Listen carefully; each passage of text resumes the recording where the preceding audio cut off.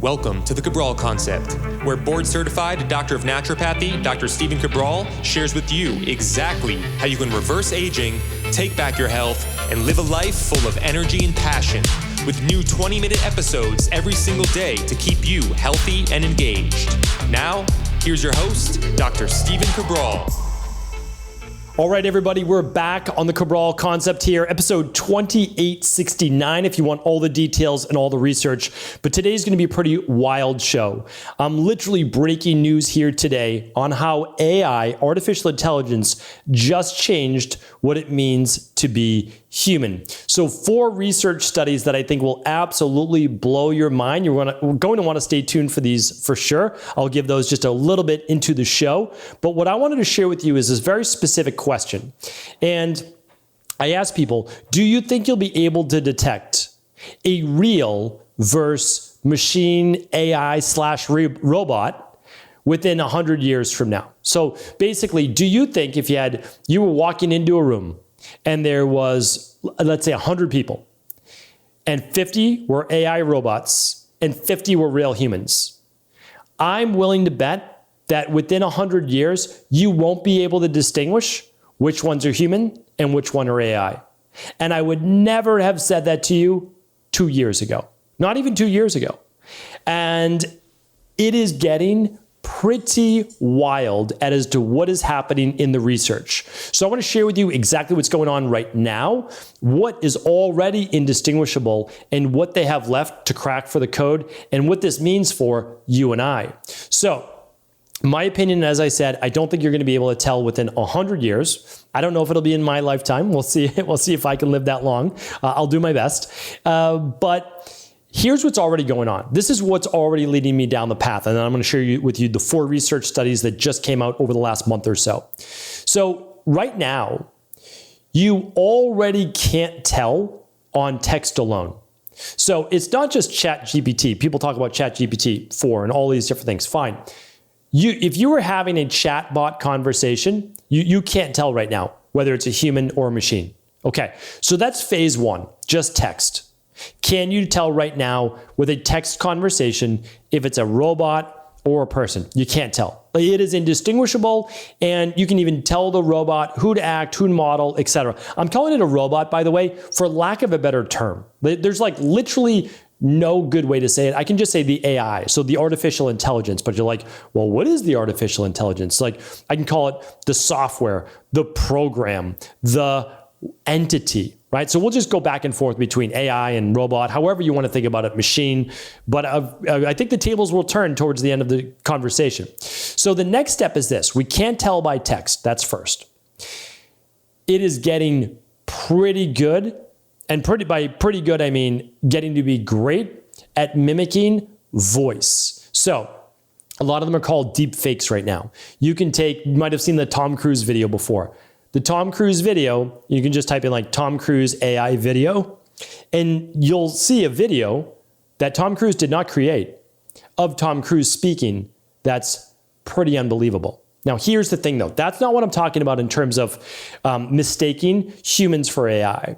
What I'm saying is this, is that a average, regular, whoever it might be, individual, can you have a conversation with them? Now, that was a video that was created. That was not a conversation, right? So it's very different. So right now, you can have a conversation online with a bot, with AI, and you really can't determine it. Honestly, you can't, because oftentimes it's better than a human. So then, like with voice, now the voice right now they have is good but not great. They're working on dialects. The problem is this. This is with the subtleties of being human. They're not great yet at fluidity, tone, storytelling, when to laugh, like all these different things, right? So that's still being worked on, but it's actually really good right now. Telemarketers back in the past, it used to be humans dialing, right? And making calls. And you could always tell when it was robotic. Now it's AI dials, and it's much more difficult to tell, am I talking with a real person? Is this a human, right? And does it matter? We're going to get to those questions. And then, so I think that's about 2 years away, 18 months to 2 years. Now, people will say it's already here. I know, I've heard a lot of them. They're good, but not great. They're still distinguishable. I'm talking about indistinguishable. That 10 out of 10 times, you're just making a guess. You don't really know. Okay, so in 2 to 3 years, I think it's going to take just a little bit longer, then we have video.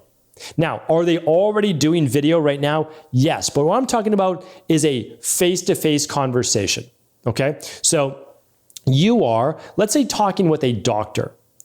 Is it a real doctor or an AI doctor? That's what I'm talking about. So you have full conversations, not a pre-recorded video. They already do that amazingly well now, okay? So can I have a real conversation with not a real human and I don't know, right? I don't know. I think that's only 2 to 3 years away. That's how crazy it is. 2 to 3 years. That's it. And all they have to get down again is these subtleties of being human. The natural head movements, the natural hand movements, the rebuttals, the quick conversation without the weird pauses, the monotone nature of most robotic-based voices, right? They'll get that down. That's not going to be complicated. We're talking about 2 to 3 years maximum. Think about what that does. Think about not asking questions online to a search engine like Google, but instead asking it to what looks like a human, a doctor, an attorney, a contractor, like anybody, right? Real estate agent, it's coming. So the last part, and this is part of the video that we just did, the last part is the Turing test, the true Turing test. So the Turing test can be used for any one of these.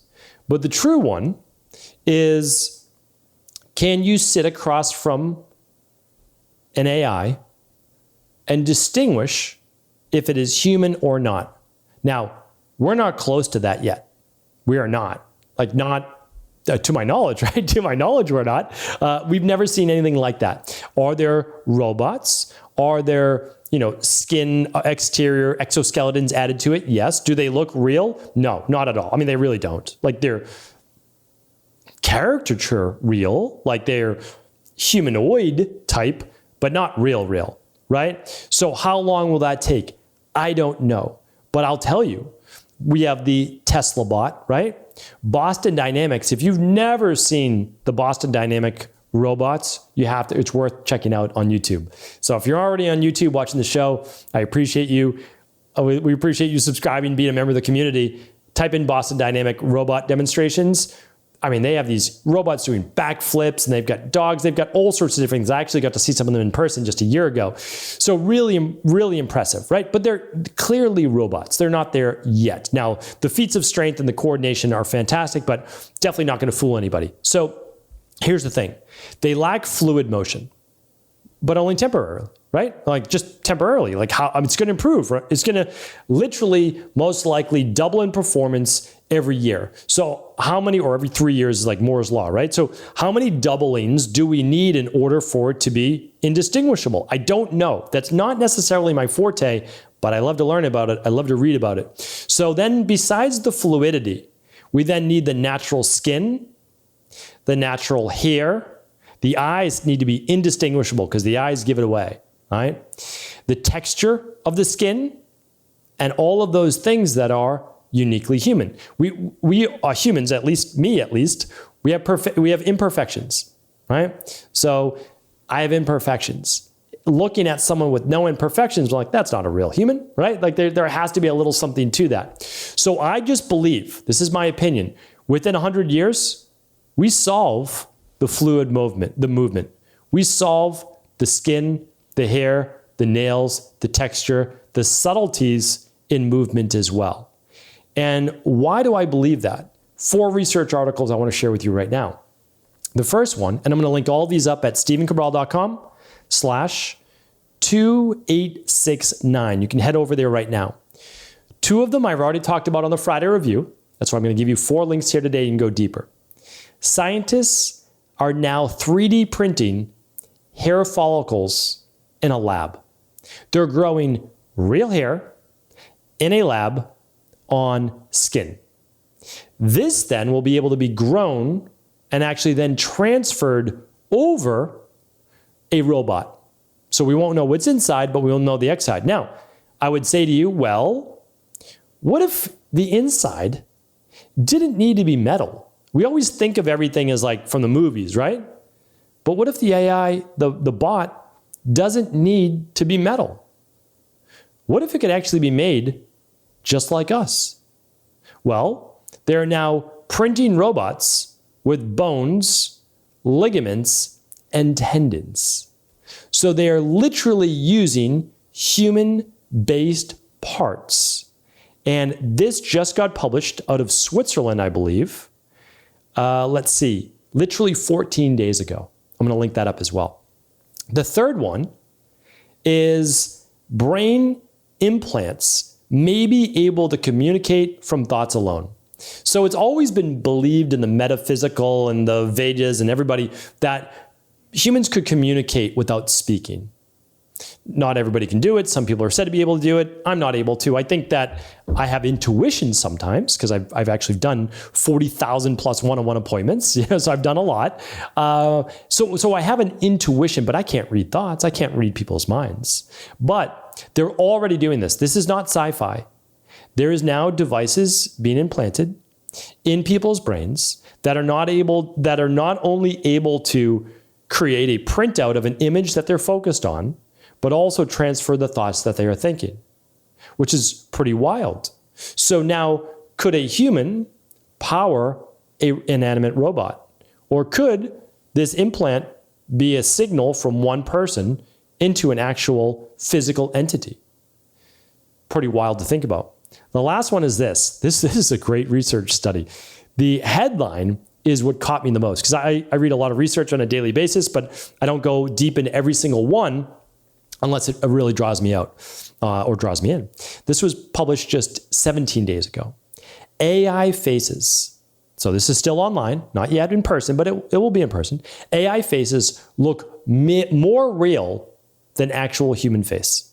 AI faces look more real than actual human face. And this was done out of Australian National University.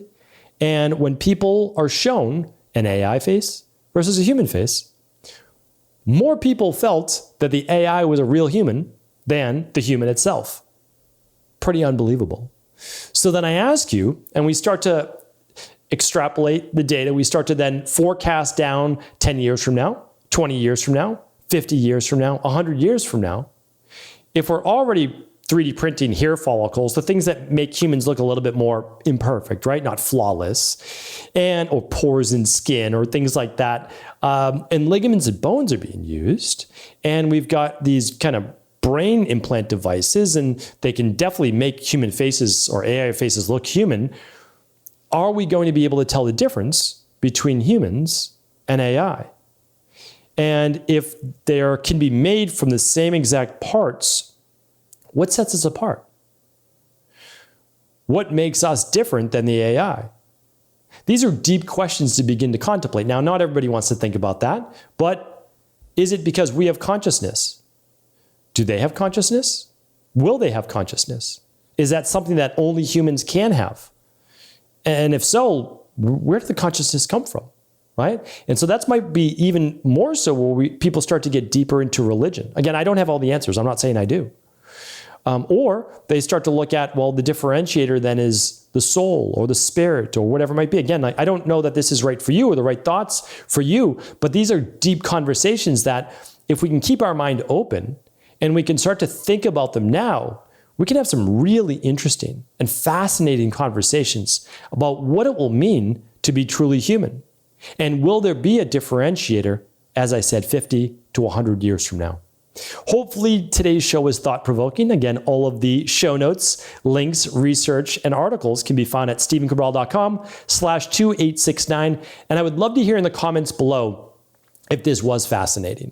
If you'd like to hear more about artificial intelligence and how it can actually work with humans or improve humans' lives as well in the future, just leave it in the comments below. I'd love to hear from you. Of course, I'll be back tomorrow on our Friday review, giving you more research every single week, my favorite book reviews, my favorite products, and much more. Take care, everybody. Have an amazing rest of the day.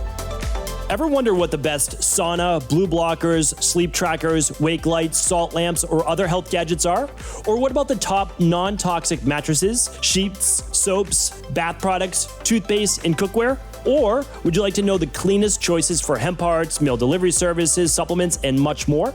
I personally curated, researched, and now created a resource page of all of my top picks that continues to grow each week. These are the exact products I use in my own life, with my family, in my private practice, and they're the ones I trust. To find out all of my up-to-date recommendations and all the details, simply head on over to stephencabral.com/resources.